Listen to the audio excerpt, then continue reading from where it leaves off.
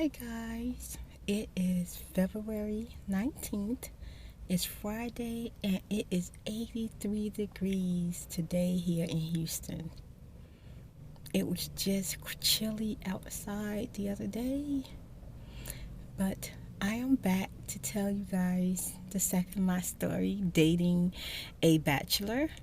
For you guys that's just tuning in, please watch the first video to dating a bachelor before you watch this video so that you can be on the same timeline. And I want to thank all of my spirits and lights for tuning in, and everyone who's just found my channel. Welcome to my channel, and I hope that you will subscribe. Okay, now let me just give like a quick rundown. Going back to 3 stories before this. 1 is my anxiety, and 2 is being addicted to prescription drugs, and then 3, dating a bachelor. Well, and it all kind of comes together.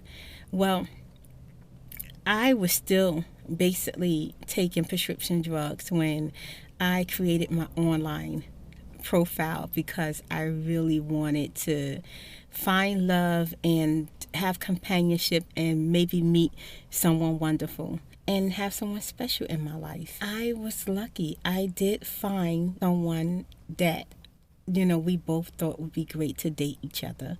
I was still on prescription drugs at the time that I did meet this person. My anxiety was still kind of overwhelming at the time. When I left off from the first story is I was trying to get to the special date that he had created for us, and I was very excited about it, but my tail stopped and gave a woman a ride, okay? And I did not make it to my date on time. She had to go, which was about an hour to 45 minutes away from where I lived at, which was down the freeway, the highway, all the way down across town, far from where I lived at and far from where I had to go for my date. I decided that I would take the woman because she was pitiful. She was sad and she needed help. And she was already in my car, okay? Once I got her to the hotel where I thought that she needed a ride to, she had all her bags sitting outside of the hotel.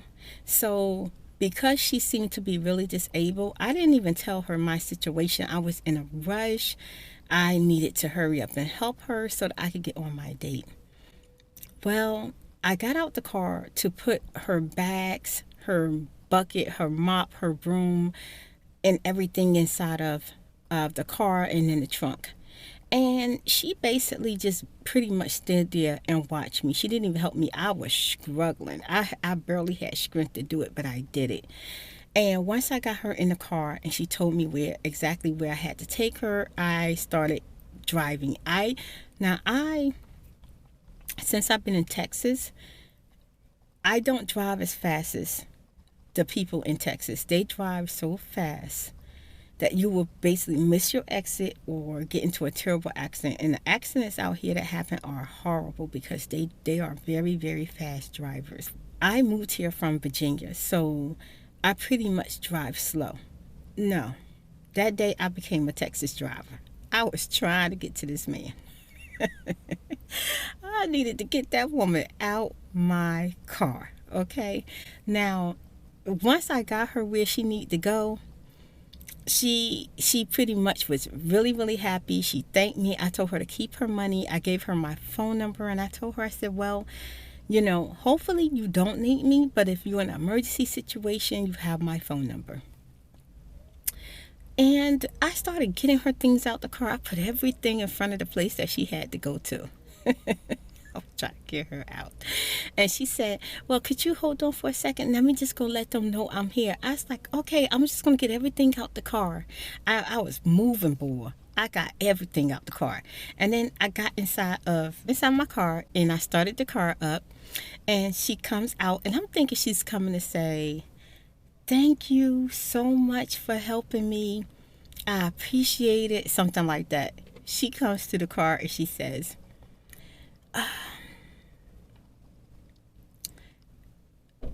they said that I can't have the apartment. I was like, okay. Looking at her like, okay, what that got to do with me? What do you want? I'm gonna pull off. And she said, I don't know what I'm gonna do. Let me wait. This truck will pass.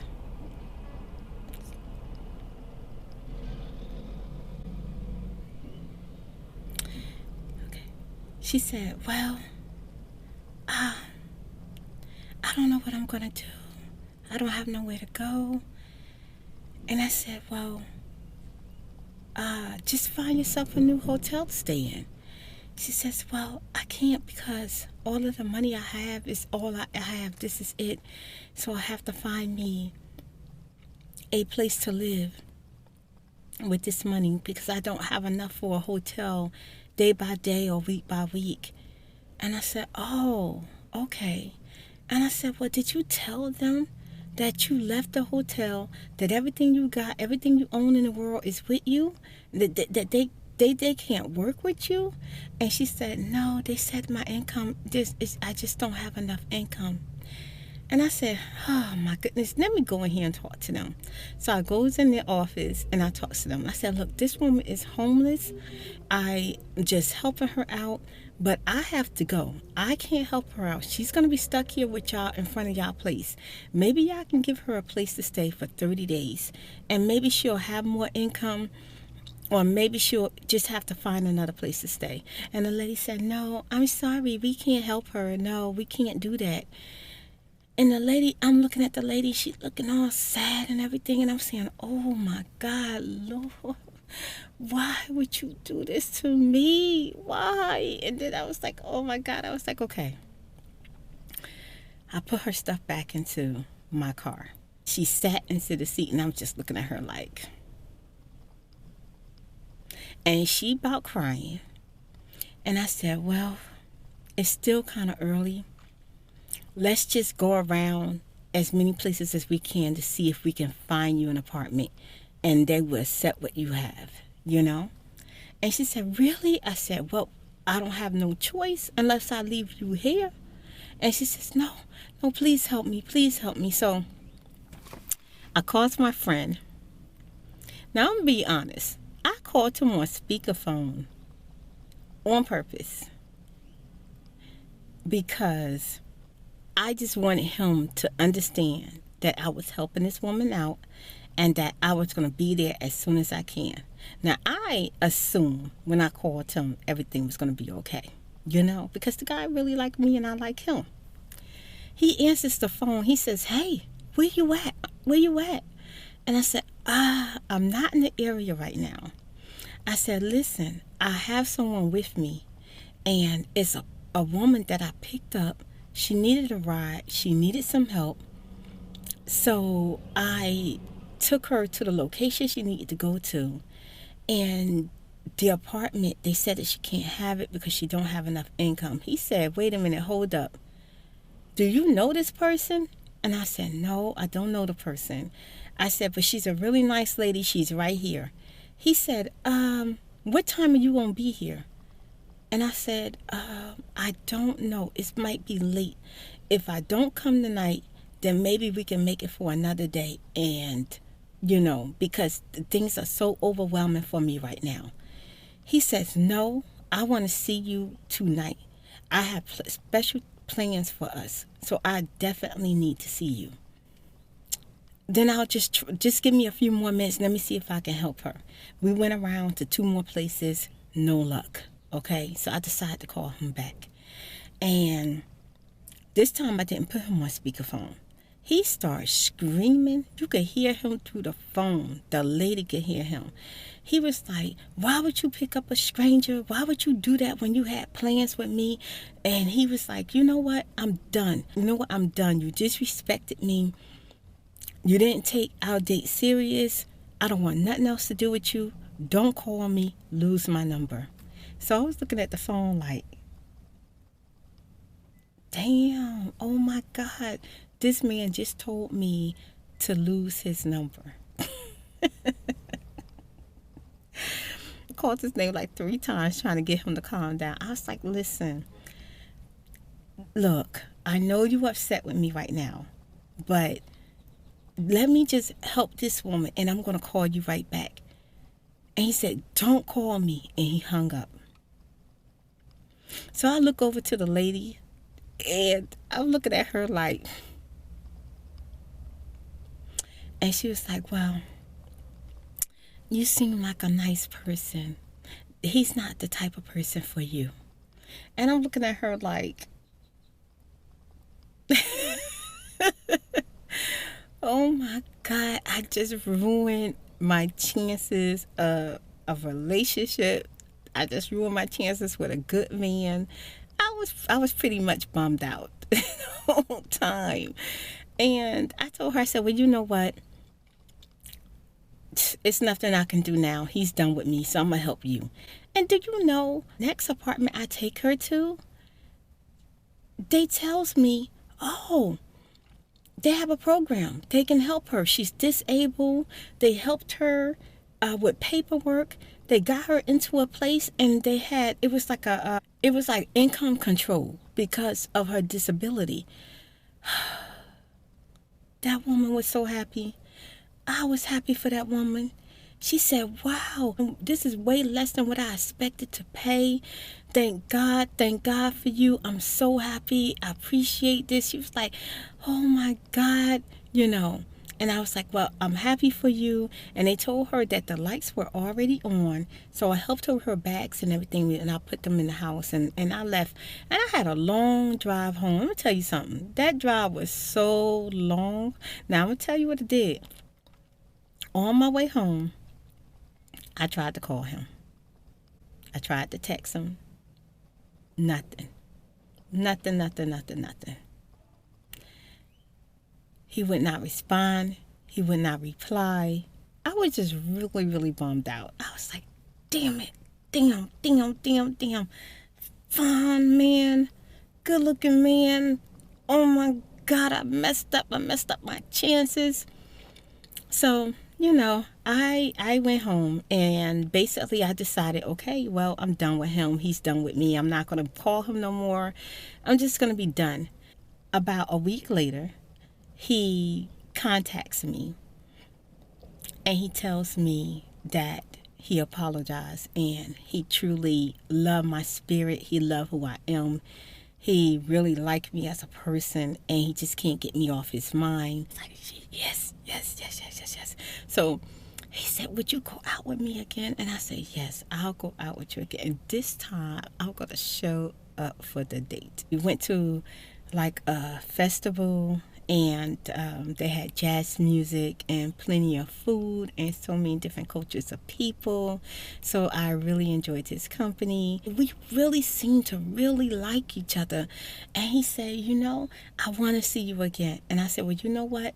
To make up for what I did, I'm going to cook for you. Love that, you know? And I was like, yeah, you know, that would be great. Now, when we went out on this date, he didn't really talk too much to me. He just basically kind of hold my hand and we just kind of enjoy being out in the open around people and everything just seemed really nice, you know, really good. And, you know, at the end of the day, he said to me, he says, well,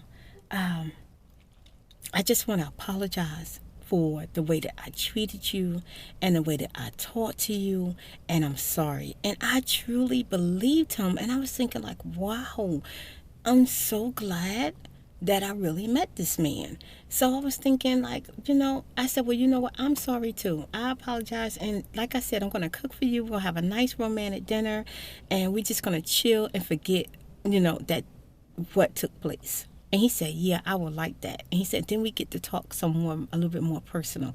I said, yeah, that would be nice, you know. That Sunday, I decided that I would go to his place. He lived by himself, had no family, no children. He was all alone. So I was really excited and getting to know this man. It's hard to meet a bachelor man that don't have no baggage, or don't have a whole bunch of women running around. And then he was so sweet, so kind, so polite, so considerate. He was just a sweet man. So I was just really, really grateful that I met him. Now, when Sunday came, I went to the grocery store. I went and bought some croaker fish. I bought some white potatoes. I bought peppers and onions. I bought some broccoli. Now, I also bought a red bottle of wine. And I said, you know what? Definitely going to make up to him because I truly like him. Now, after I went to the grocery store and I bought everything, I went home. I cleaned my house up. I cooked a little something for my kids.